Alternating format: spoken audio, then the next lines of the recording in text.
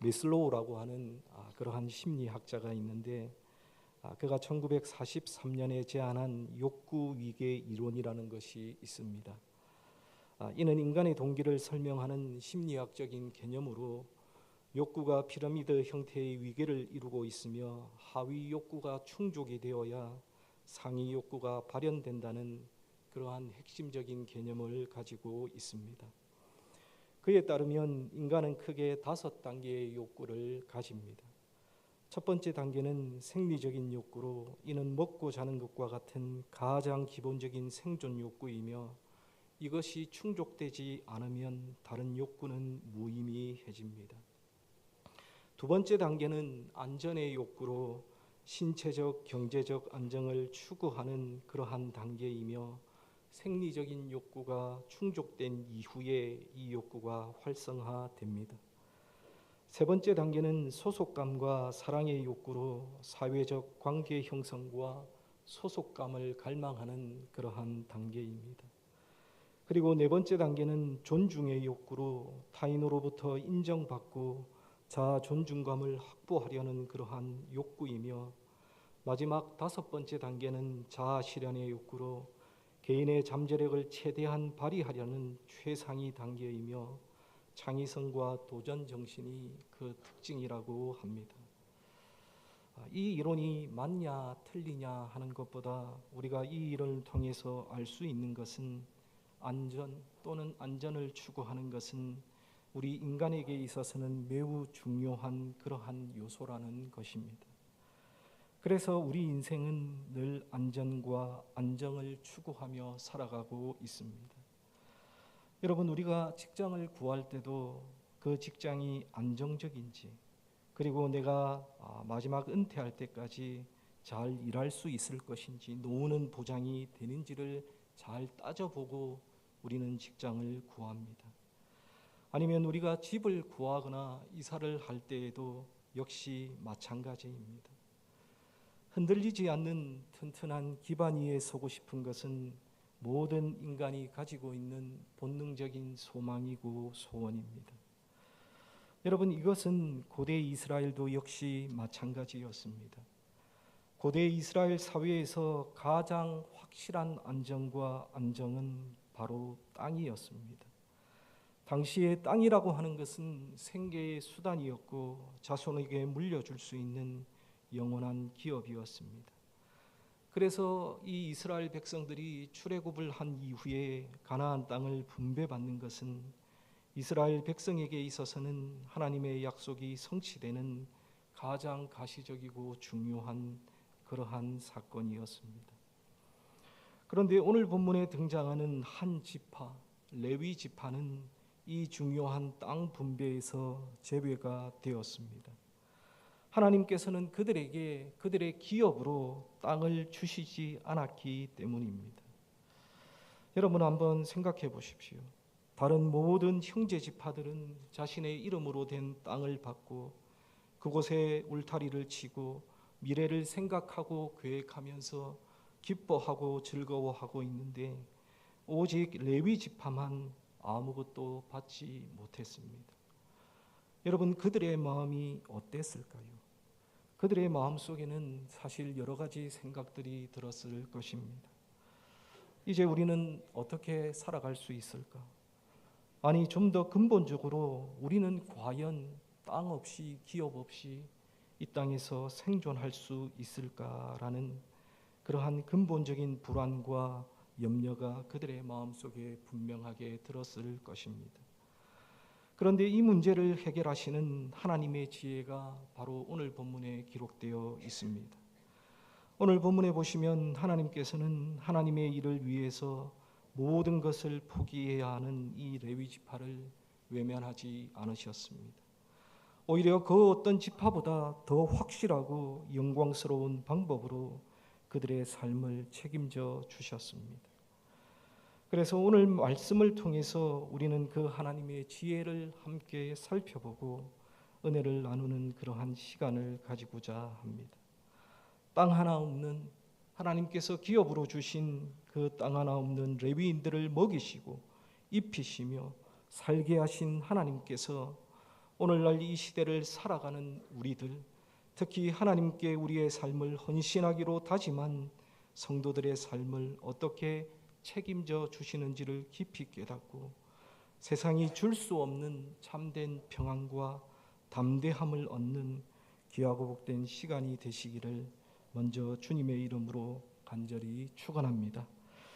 오늘 본문을 통해서 우리가 깨닫게 되는 첫 번째 교훈은 하나님께서는 하나님께 헌신한 자들을 반드시 책임지신다는 것입니다. 오늘 본문은 아니지만 민수기 18장 20절에 보시면 하나님께서는 레위 지파의 제사장 아론에게 다음과 같이 말씀하셨습니다. 여호와께서 또 아론에게 이르시되 너는 이스라엘 자손의 땅에 기업도 없겠고 그들 중에 아무 분깃도 없을 것이나 내가 이스라엘 자손 중에 내 분깃이요 내 기업이니라 라고 하나님께서는 아론에게 말씀하셨습니다. 여기에 보면 레위 지파의 기업은 땅이 아니라 여호와 하나님 자신이었습니다. 그들은 세상의 재물이나 땅을 상속받는 대신 만물의 주인이신 하나님을 상속받았습니다. 여러분, 사실 이러한 하나님의 약속은 엄청난 영광이고 기쁨입니다. 하지만 동시에 그것은 현실적인 삶의 문제이기도 했습니다. 하나님께서 아론에게 내가 너의 기업이고 너희의 땅이다, 너희의 재물이다, 재산이다 이렇게 말씀은 해주셨는데 알겠습니다, 감사합니다, 영광입니다. 그런데 우리는 살아야 하지 않습니까? 이 레위 지파도 살아야 하지 않습니까? 여기서 그들의 현실적인 문제가 발생했던 것입니다. 그런데 바로 이 지점에서 책임지시는 하나님의 지혜가 시작되고 있습니다. 하나님께서는 그들의 기업이 되어 주시겠다고 약속만 하신 것이 아니라 그 약속을 구체적인 현실로 만들어 주셨고 그 구체적인 현실이 바로 오늘 본문의 말씀입니다. 여러분, 오늘 본문 2절 말씀을 우리 다 함께 읽도록 하겠습니다. 오늘 본문 2절입니다. 이스라엘 자손에게 명령하여 그들이 받은 기업에서 레위인에게 거주할 성읍들을 주게 하고 너희는 또 그 성읍들을 두르고 있는 초장을 레위인에게 주어서. 여기에 보시면 하나님께서는 레위 지파를 뺀 다른 지파들에게 명령하고 계십니다. 그들 각자 분배받을 땅의 일부를 떼어서 레위인들이 거주할 성읍과 가축을 위한 목초지를 주라고 명령하고 계십니다. 여러분, 그런데 여기에 자세히 보시면 이러한 하나님의 말씀은 단순한 부탁이나 권유가 아니라 2절 앞부분에 분명하게 명시되어 있듯이 그것은 이스라엘 백성들이 반드시 순종해야 할 하나님의 엄중한 명령이었습니다. 하나님께서는 하나님의 일을 위해 자신의 소유를 포기한 레위인들의 삶을 다른 지파들의 순종을 통해서 책임지도록 이렇게 시스템을 만드신 것이었습니다. 여기서 우리는 중요한 영적인 원리 하나를 발견하게 됩니다. 우리가 하나님을 위해, 복음을 위해, 교회를 위해 우리의 시간과 재능과 물질과 나아가 삶의 어떤 한 부분을 포기하고 헌신하게 될 때 하나님께서는 결코 우리를 내버려 두지 않으신다는 사실입니다. 여러분, 우리가 세상적인 계산으로는 손해를 보는 것 같고 어리석어 보일지라도 하나님께서는 우리가 포기한 것과는 비교할 수 없는 더 크고 놀라운 방법으로 우리의 삶을 채우시고 책임져 주십니다. 위대한 종교개혁자였던 존 캘빈, 요즘은 또 원어로 또 이렇게 보통 이렇게 표기하는 게 또 유행이라서 장 칼뱅이라고 많이 언급하는데, 이 장 칼뱅은 1538년 제네바시에서 종교개혁을 시행했다가 시의회와 갈등을 벌인 끝에 시의회로부터 추방을 당하게 됩니다. 그는 당시에 추방을 당하면서 매우 낙심했었고 그의 교회 개혁의 사역이 실패한 것처럼 보였습니다. 그리고 그는 제네바를 떠나서 스트라스부르로 발걸음을 옮기게 됩니다. 하지만 스트라스부르에서 보낸 3년의 시간은 그가 하나님께서 모든 것을 책임지시고 더 좋은 길로 인도하신다는 것을 깊이 있게 경험하는 그러한 시간이었습니다. 먼저 스트라스부르에서는 개혁주의 목사였던 마틴 부서를 만나게 되었고 그의 도움을 받아서 프랑스 난민교회를 목회하며 섬기게 되었고 그리고 그는 이곳에서 부서의 그러한 중매로 결혼도 하게 됩니다. 다음으로 그는 이 시기에 기독교 강요의 개정판을 출판하였고 목회자로서 더욱더 성숙해지는 그러한 계기를 가지게 됩니다. 결국 칼뱅은 이 경험을 통해서 하나님의 인도하심은 인간의 실패조차도 선으로 바꾸신다라는 이 섭리 신앙을 확고히 배우고 경험하는 그러한 시간이 되었고 자신의 인생과 사역을 책임지시는 하나님을 깊이 있게 경험했던 그러한 시간이 되었습니다. 사랑하는 여러분, 이것은요 이 칼뱅에게만 주어지는 그러한 축복은 아닙니다. 모든 하나님의 백성, 하나님을 의지하고 하나님을 의뢰하며 하나님을 향해 헌신하는 모든 성도에게 주시는 하나님의 약속이며 하나님의 축복입니다. 그래서 예레미야서 17장 7절과 8절에 보시면 다음과 같은 말씀이 있습니다. 그러나 무릇 여호와를 의지하며 여호와를 의뢰하는 그 사람은 복을 받을 것이라.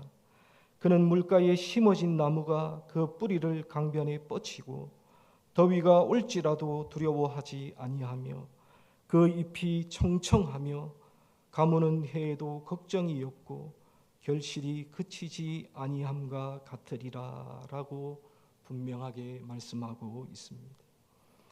여기에 보시면 예레미야 선지자는 분명하게 선언하고 있습니다. 여호와를 의지하고 의뢰하는 자는 복을 받을 것이고 더위가 오거나 가무는 해에도 그 결실이 그치지 않는다라고 분명하게 선언하고 있습니다. 그리고 구약성경 시편 37편 25절에 보시면 내가 어려서부터 늙기까지 의인이 버림을 당하거나 그의 자손이 걸식함을 보지 못하였도다라는 다윗의 고백도 우리는 잘 알고 있습니다. 사랑하는 여러분, 이 말씀들이 무엇을 뜻하고 무엇을 의미합니까?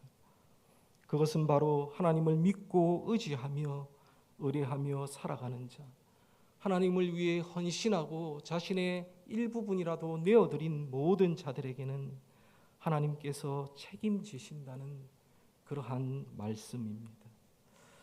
그런데 여기서 우리가 기억해야 할 것이 하나 있습니다. 그것은 하나님 앞에 헌신해야 하나님께서 책임져 주신다는 사실입니다. 우리는 보통 어떻게 생각합니까? 하나님께서 제 인생, 제 가족, 제 사업, 제 건강, 제 재산들 하나님께서 책임져 주시고 보장해 주시면 제가 그때 헌신하겠습니다. 여러분 이렇게 많이 생각하고 말씀하시지 않습니까? 하나님의 책임, 하나님께서 돌보시는 것이 먼저고 나의 헌신은 다음입니다. 그런데 여러분 책임져 주시면 헌신하겠다는 그 생각은 여러분 절대로 옳지 않습니다. 여러분 성경을 한번 보십시오. 어디에도 그런 말씀과 약속은 없습니다. 책임져 주시면 헌신하겠다는 생각을 가진 사람들은 여러분 절대로 하나님의 은혜와 능력과 축복을 경험할 수 없습니다. 우리가 하나님을 위해 헌신해 보면, 하나님을 위해 순종해 보면, 하나님을 의지하고 의뢰해 보면 하나님의 은혜와 능력을 오롯이 우리는 경험하게 되는 것입니다. 사랑하는 성도 여러분, 레위인의 하나님, 오늘 본문에 나타난 이 레위인의 하나님은 바로 오늘 저와 여러분들의 하나님이십니다. 우리가 하나님의 나라를 위해, 하나님의 교회를 위해 이웃을 위해 헌신하고 섬길 때에 때로 우리의 미래가 불확실해 보이고 가진 것이 부족해 보여도 여러분 두려워하지 마시기를 바랍니다. 하나님께서 친히 우리의 기업이 되어 주십니다. 바라기는 하나님은 우리의 필요를 아시고 가장 선한 때에 가장 완벽한 방법으로 채우시는 우리의 삶과 사역과 인생을 책임지시는 하나님이심을 굳게 믿으시며 살아가시는 저와 여러분들이 다 되시기를 주님의 이름으로 축원합니다. 둘째로 하나님은 우리를 책임지시되 아주 세밀하고 구체적으로 책임을 지십니다. 하나님께서는 레위인들의 삶을 책임지시겠다고 막연하게 약속만 하신 그러한 분이 아니셨습니다.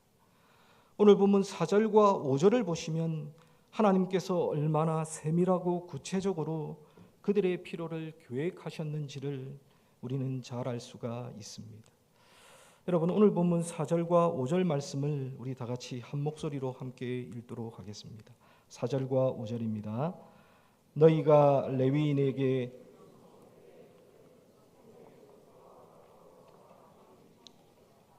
성을 중앙에 두고 성밖 동쪽으로 2,000규빗, 남쪽으로 2,000규빗, 서쪽으로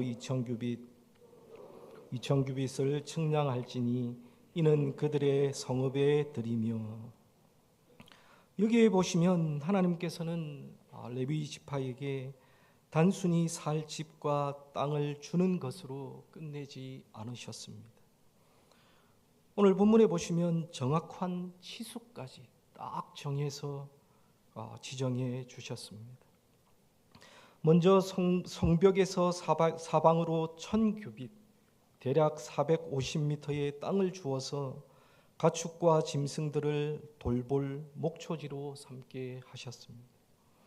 이는 레위인들이 생활에 필요한 가축들을 키울 수 있는 그러한 최소한의 공간을 보장해 주신 것입니다. 그리고 5절에 보시면 더 나아가서 동서남북으로 각각 2,000규빗, 대략 900m의 땅을 측량해서 그들의 들로 주라고 명령하고 계십니다. 즉 하나님께서는 레위인들의 거주 공간인 성읍과 1차적인 생계 수단을 위한 목초지와 그리고 더 넓은 활동과 경작을 위한 공간인 들까지도 세밀하게 구분하고 계획하셨다는 점을 우리는 4절과 5절을 통해 볼 수 있습니다. 하나님께서는 레위인들에게 단순히 잠만 잘 곳을 주신 것이 아니라 그들이 생활하고 가축을 기르고 재산을 관리하며 그리고 안정적으로 살아갈 수 있는 모든 환경을 미리 구체적으로 세밀하게 설계해 주신 것을 우리는 볼 수가 있습니다. 여러분, 그렇습니다. 하나님이 어떤 분이십니까? 하나님은요, 아주 세밀하고 구체적으로 하나님의 백성들의 삶에 간섭하시고 또 함께 하시는 그러한 하나님이십니다. 마태복음 10장 30절에 보시면 하나님은 우리의 머리털까지 세신 바 되셨다라고 말씀하고 계십니다. 하나님은 우리의 인생의 큰 그림, 인생의 큰 방향뿐만 아니라 오늘 하루 우리에게도 필요한 사소한 것, 그것들도 다 아시고 우리에게 관심을 기울이시며 인도하시는 그러한 분이십니다. 우리의 재정 문제, 우리의 자녀의 진로의 문제, 건강의 문제, 직장과 일터에서의 문제 등 우리가 보기에는 사소한 모든 것까지, 심지어 우리가 기도 제목으로 내놓기도 민망한 그러한 기도의 제목까지도 다 알고 귀 기울여 들으시고 처방을 준비하고 계신 그러한 분이십니다. 사랑하는 성도 여러분, 혹시 여러분의 삶에 이해할 수 없고 고통스럽기만 한 그러한 문제들이 있습니까? 왜 하나님께서는 이런 상황을 허락하시는지 원망스러운 그러한 때나 문제들이 있으십니까? 여러분, 우리가 반드시 기억합시다. 우리가 이해하지 못하는 그 고통의 한 가운데서도 하나님의 세밀한 계획과 보호하심이 숨어 있다는 그 사실을 여러분 반드시 기억하시기를 바랍니다.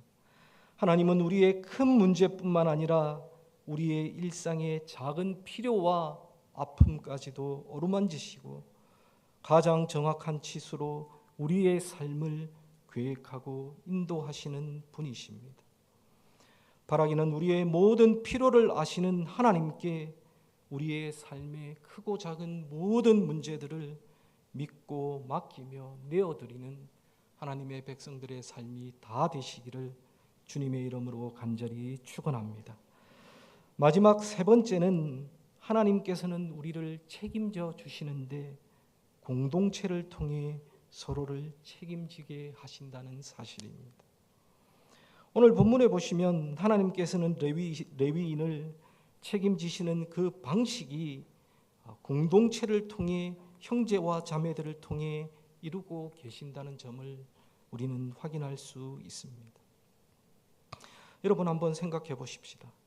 여러분 이 시대에 이때에 하나님께서 레위인을 책임져 주시겠다고 약속하셨는데 그렇다면 하늘에서 만나를 내려주시거나 먹지 않아도 배부르게 하는 그러한 초자연적인 방법으로 레위인들을 먹이실 수도 있었을 것입니다.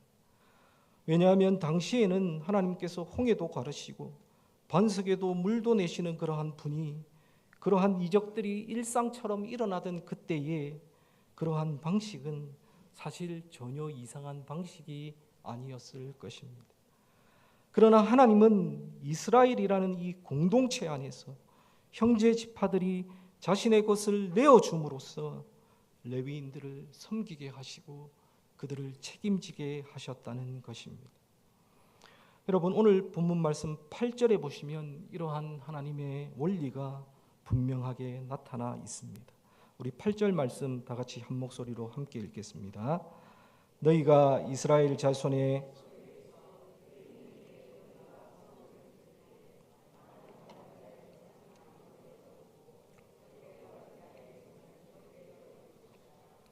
각기 받은 기업을 따라서 그 성읍들을 레위인에게 줄지니라. 아멘. 여기에 보시면 레위인에게 자신의 성읍을 떼어줄 때에 많이 받은 자에게는 많이, 적게 받은 자에게는 적게 떼어주라고 명령을 하고 계십니다. 실제로 여호수아 21장에 보시면요, 지파의 규모에 비례해서 하나님께서는 성읍을 내어놓게 하신 것을 볼 수 있는데요.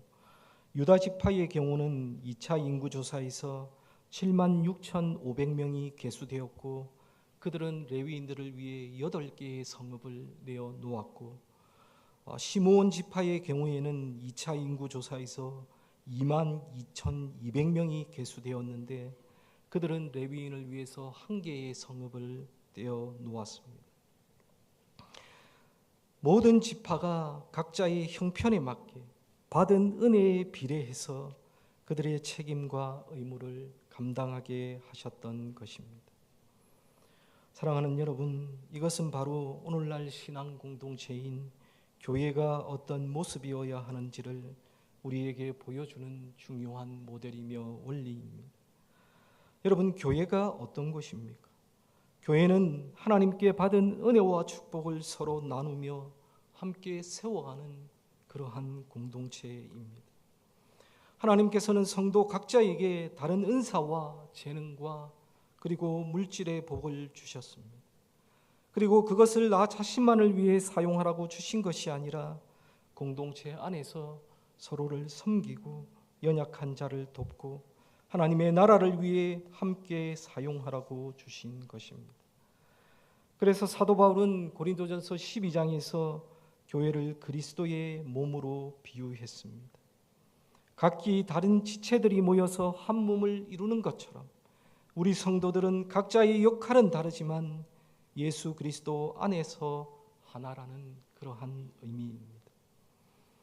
그래서 고린도전서 12장 26절에 보시면 바울은 다음과 같이 말합니다. 만일 한 지체가 고통을 받으면 모든 지체가 함께 고통을 받고 한 지체가 영광을 얻으면 모든 지체가 함께 즐거워하느니라. 사랑하는 여러분, 그렇습니다. 하나님께서는 오늘날 교회를 통해서 복음 사역자들을 책임지시고 또한 경제적으로 어렵거나 질병으로 고통받거나 영적으로 지쳐있는 성도들을 돌보게 하십니다. 하나님께서는 많이 받은 자, 먼저 받은 자, 즉 더 많은 시간과 재능과 물질을 받은 성도들이 먼저 손을 내밀어서 적게 받은 자, 늦게 받은 자들을 섬기며 함께 하나님의 사랑을 실천하기를 원하십니다. 사랑하는 여러분, 오늘 우리가 속한 우리 교회 공동체를 한번 되돌아 봅시다. 교회 학교, 또 구역들, 찬양대, 찬양팀, 그리고 전도회를 한번 돌아보십시오. 하나님의 공급하심과 돌보심이 필요한 지체는 누구입니까? 내가 하나님께 받은 그 은혜와 축복들을 어떻게 나눌 수 있을까요? 여러분, 오늘 본문의 레위인을 향한 하나님의 명령, 레위인들을 위한 하나님의 그 명령은 사실 오늘 우리들에게 주시는 하나님의 명령이기도 합니다. 너희가 받은 기업에서 그들을 위한 성읍을 내어주라. 여러분, 이것은요, 레위인들을 제외한 이스라엘의 다른 지파들에게만 주신 말씀이 아니라 바로 오늘 우리들, 오늘 교회에 있는 저와 여러분들에게 주신 하나님의 명령입니다. 우리의 시간의 일부를, 재능의 일부를, 물질의 일부를 떼어서 서로 섬기고 세우는 것이 바로 하나님께서 하나님의 백성들을 책임지시는 방법이며 동시에 우리가 서로를 책임지는 그러한 방법입니다. 그런데 여러분, 이렇게 하는 것이 때로는 부담스럽게 느낄 수도 있지만 사실 이것은 부담이 아니라 하나님께서 우리에게 주신 특권이라는 사실을 반드시 기억해야 합니다. 왜 그럴까요? 왜 내 돈 내놓고, 내 시간 내놓고, 내 재능 내놓고 교회를 섬기고 다른 형제와 자매를 섬기는 것이 부담이 아니라 특권이 됩니까? 왜냐하면 그것은 하나님의 책임지심의 통로로 우리가 사용되기 때문입니다. 여러분, 한번 생각해 보십시오. 하나님의 책임지심의 통로로 쓰임받는 것처럼 여러분, 영광스러운 일이 하나님의 백성들에게는 없습니다. 우리가 서로를 책임지는 사랑의 공동체를 이룰 때에 세상은 우리를 보고 살아계신 하나님을 발견하게 되고 하나님을 믿게 될 것입니다. 설교를 정리하겠습니다. 오늘 우리는 땅 하나 상속받지 못했던 레위 지파의 이야기를 통해서 우리를 책임지시는 하나님의 놀라운 사랑과 신실하심을 반드시 바라보아야 합니다. 하나님께서는 하나님께 헌신된 자들, 헌신하는 자들, 하나님을 위해 기꺼이 자신의 모든 것들을 내어주는 모든 자들을 반드시 책임지시는 분이심을 믿으시기를 바랍니다. 하나님은 아주 세밀하게 구체적으로 하나님의 백성들을 책임지시는 그러한 분이심도 여러분 믿으시기를 바랍니다. 그리고 마지막으로 하나님은 공동체를 통해 서로를 책임지게 하신다는 사실, 여러분 그것을 반드시 믿으시고 이 명령 앞에 순종하시는 저와 여러분들이 다 되시기를 주님의 이름으로 간절히 축원합니다. 그 하나님께서 저와 여러분들의 인생을 여러분 붙들고 계십니다. 우리의 모든 필요를 아시고 가장 세밀하게 계획하시며 믿음의 공동체를 통해서 우리를 먹이시고 입히시고 계십니다. 이 신실하신 하나님을 온전히 신뢰함으로 세상이 주는 염려와 불안을 떨쳐버리고 하나님께서 주시는 참된 평안과 담대함으로 이 세상을 살아가시기를 바랍니다. 또한 우리가 받은 은혜를 나누며 서로를 책임지는 이 사랑의 공동체를 세워감으로써 이 땅 가운데 살아계신 하나님의 백성으로 우뚝 서는 저와 여러분들, 우리 모두가 다 되시기를 주님의 이름으로 간절히 축원합니다. 우리 다 함께 기도하겠습니다. 참 좋으신 아버지 하나님, 하나님의